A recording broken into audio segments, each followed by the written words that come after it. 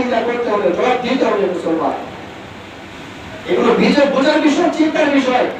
এই মসজিদে বসে শুধু নামাজের কথা বললে হবে না, সমাজের বাস্তব চিত্রগুলো তুলে ধরতে হবে, এখান থেকে তুলে ধরতে হবে। নয়তোবা আমাদের রাষ্ট্র, আমাদের সমাজ, আমাদের সন্তান, আমাদের ভবিষ্যৎ কোনো কিছু ঠিক থাকবে না মুসলমান। এগুলো ঠিক করতে হবে মুসলমান, আমাদের চিন্তা করতে হবে মুসলমান।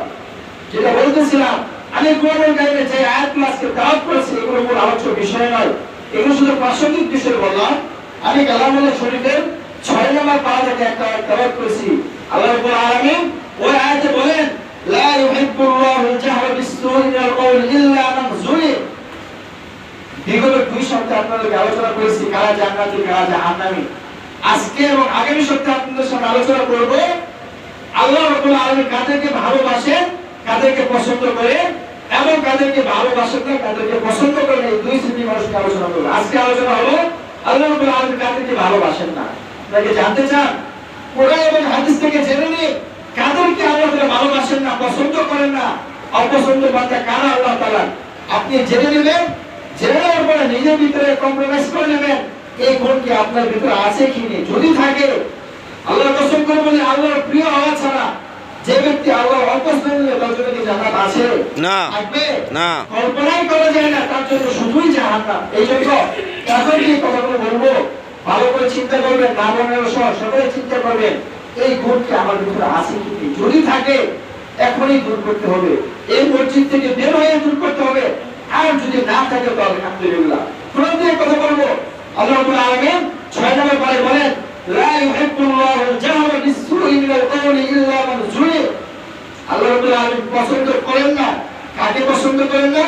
ইল্লা মান যুলিম, যে ব্যক্তি অযথা অনর্থক কথাবার্তার পিছনে পড়ে থাকে। যে ব্যক্তি অযথা অনর্থক, যেটার কোনো সামানা নেই, ফায়সালা নেই, উপকার নেই, অযথা একটা কথা নিয়ে লাফাচ্ছি আমরা। যে ব্যক্তি অযথা কোনো কথা নিয়ে লাফাচ্ছে তাকে আল্লাহ রাব্বুল আলামিন পছন্দ করেন না। উদ্দেশ্যবিহীন মানুষ কি কখনো তার গন্তব্যে পৌঁছাতে পারে না? আমাকে যদি জিজ্ঞেস করে তুমি কোথায় যাবে, আমি বলবো আমি ওখানে যাবো। আমি যদি বলতে না পারি যে আমি ওখানে যাবো, তাহলে মানুষ কি বলবে? লোকটা পাগল। কেন? সে বলতে পারে সে কোথায় যাচ্ছে। ঠিক তদ্রূপ আল্লাহ রাব্বুল আলামিন এখানে এটা বলতেছেন, যার কোনো উদ্দেশ্য নেই, যার কোনো উদ্দেশ্য নেই, উদ্দেশ্য যে ব্যক্তি কাজ করে সে ব্যক্তিকে আল্লাহ রাব্বুল আলামিন কখনোই পছন্দ করেন না।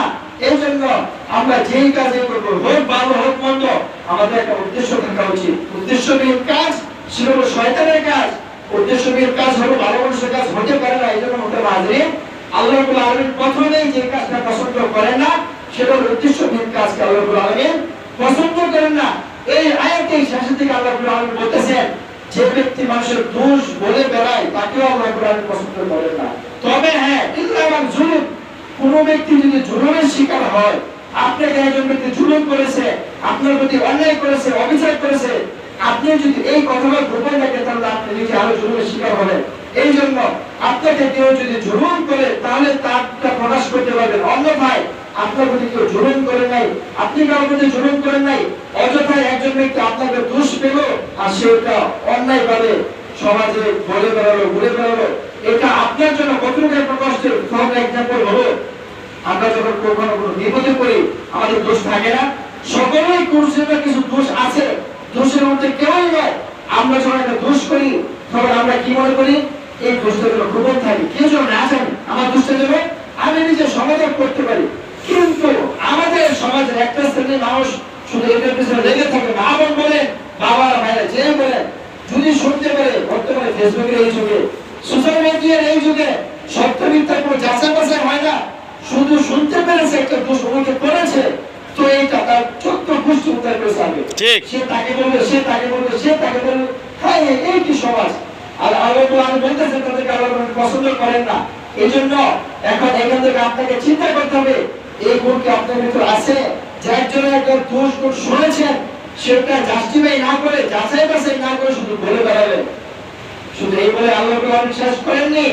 রাসূলুল্লাহ সাল্লাল্লাহু আলাইহি ওয়াসাল্লাম মাত্র বলে গিয়েছেন, কাফা বিল মারই কাযিবান আন ইউহাদ্দিসা বিকুল্লি মা সামিআ। আল্লাহ রাব্বুল আলামিন রাসূলকে বলেছেন, প্রভু আপনি বলে দিন, কাফা বিল মারই কাযিবান আন ইউহাদ্দিসা বিকুল্লি মা সামিআ। তোমাদের মাঝে সর্বাপেক্ষা ওই ব্যক্তি মিথ্যাবাদী যে ব্যক্তি একটা কথা শুনলো, সেই কথাটা শুনে অ্যানালাইসিস না করে যাচাই না করে সেটা সে প্রচার করে দিল, সেটা সে পাবলিশ করে দিল, পাবলিক করে দিল। আপনি একজনের কথা শুনেছেন, আরে ভাই সে একটা দোষ করেছে, এই দোষটা আপনিও তো করতে পারেন। আপনি এটা গোপন রাখেন, গোপন রাখলে ফায়দা কি হবে? মানলাম সে দোষ করেছে, সে দোষ করেছে, তাকে বিচার হবে। আপনি কি বিচারক? আপনাকে কেউ বিচারক বানিয়েছে? এদেশে ফেসবুক কি বিচারক হতে পারে না?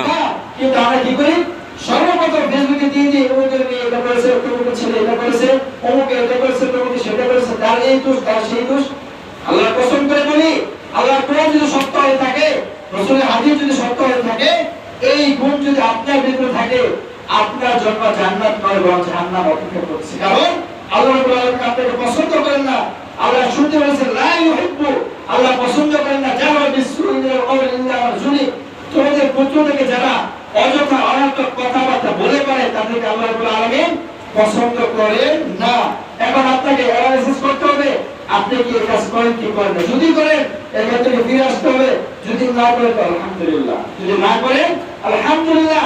শুধু এই কথাই রাসূল ক্ষান্ত হননি, বরং রাসূল হাদিসে বলেছেন, রাসূল হাদিসে বলেছেন যদি কোনো ব্যক্তি আল্লাহ রাব্বুল আলামিনকে রাজি খুশি করার জন্য দুনিয়াতে কোনো বান্দার দোষ ত্রুটি গোপন রাখে, আল্লাহ রাব্বুল আলামিন কিয়ামতের দিন তার সমস্ত দোষ ত্রুটি গোপন রাখবে।